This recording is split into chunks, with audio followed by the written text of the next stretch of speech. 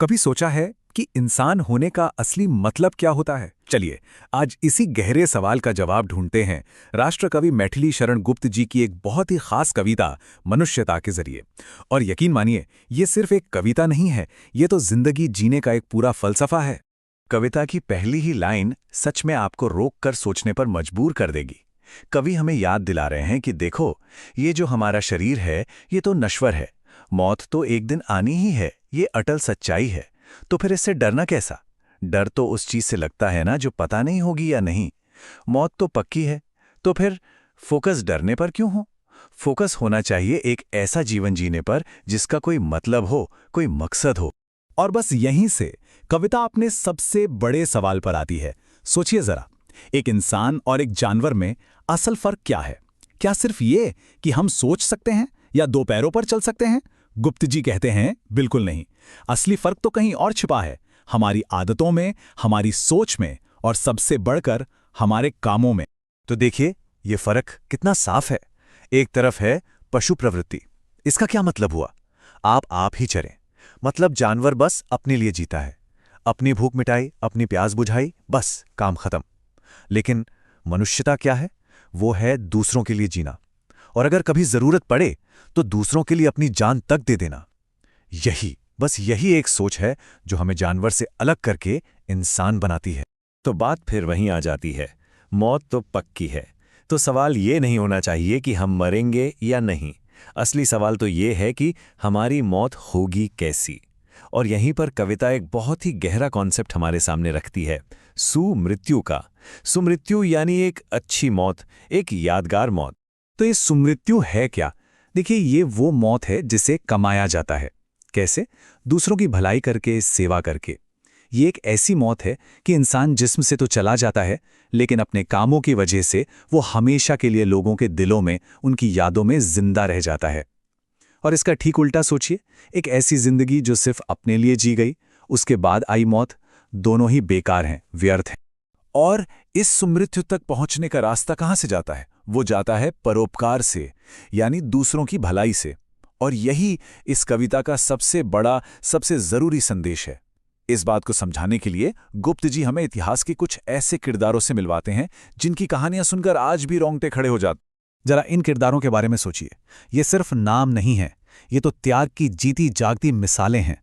महर्षि दधीची, जिन्होंने देवताओं की मदद के लिए, बुराई से लड़ने के लिए अपनी हड्डियां तक दान कर दी। राजा शिबी, जिन्होंने एक छोटे से कबूतर की जान बचाने के लिए अपने शरीर का मांस काट कर दे दिया। या फिर राजा रंतीदेव, खुद भूख से तड़प रहे थे, लेकिन सामने एक भूखा इंसान आया तो अपने हिस्से की आखिरी थाली भी उसे दे दी। और कर्ण को कौन भूल सकता है? जानते थे कि अपना कवच देने का मतलब है मौत, फिर भी दान कर दिया। ये सब हमें क्या सिखाते हैं? बस एक ही बात कि दूसरों के लिए जीना, यही तो है असली मनुष्यता। पर सवाल उठता है, इन महापुरुषों ने ऐसा क्यों किया? कैसे कर पाए वो ये सब? जवाब इस एक लाइन में छिपा है। उनकी सोच बिल्कुल साफ थी कि ये शरीर तो अनित्य है, मतलब टेम्पररी है, आज है कल नहीं रहेगा।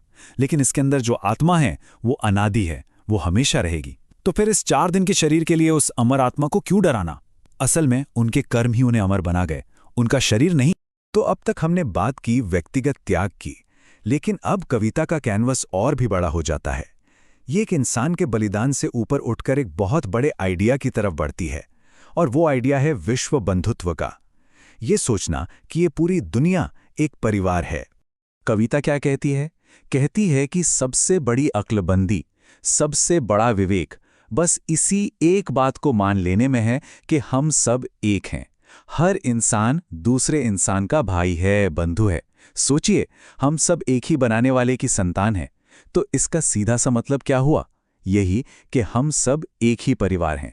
कोई फर्क नहीं पड़ता कि हम किस देश के हैं, किस धर्म के हैं या किस जाति के हैं। अच्छा, तो अगर हम सब एक ही परिवार हैं, तो फिर सबसे बड़ा अनर्थ, मतलब सबसे बुरी बात क्या हो सकती है? वो ये कि एक भाई दूसरे भाई के दुख को देखे और उसकी मदद न करे, किसी अपने को तकलीफ में देखकर भी अनदेखा कर देना। इससे बड़ा कोई गुनाह मनुष्यता के खिलाफ नहीं हो सकता। और फिर कविता घूम फिरकर अपनी उसी एक लाइन पर वापस आती है, जो इस पूरी कविता की जान है, उसका दिल है। वो लाइन जो एक नॉर्थ स्टार की तरह हमें रास्ता दिखाती है कि असली इंसान, सच्चा मनुष्य, बस वही है जो सिर्फ अपने लिए नहीं, बल्कि सारे इंसानों के लिए, पूरी मानवता के लिए जीता और मरता है। बस यही है इस पूरी कविता का निचोड़। लेकिन एक मिनट, एक सवाल मन में आ सकता है कि यह कविता तो 100 साल से भी ज्यादा पुरानी है। आज की इस भाग दौड़ वाली दुनिया में, आज के मॉडर्न जमाने में इसकी क्या कीमत है? तो जवाब यह है कि शायद आज ये पहले से भी कहीं कहीं ज्यादा जरूरी हो गई है। आज अपने चारों तरफ देखिए, स्वार्थ बढ़ रहा है, अहंकार बढ़ रहा है, लालच, धोखाधड़ी, लोगों के बीच दूरियां, ये सब बढ़ रहा है ना? हम सब कहीं ना कहीं मैं और मेरा की छोटी सी दुनिया में कैद होते जा रहे हैं। ऐसे में मनुष्यता की ये सीख एक दवा की तरह है। ये हमें झिकझोरकर याद दिलाती है कि इन सब बुरी भावनाओं से ऊपर उठना इंसान कहलाने की पहली शर्त है। तो आखिर में ये कविता हमें एक सवाल के साथ छोड़ जाती है।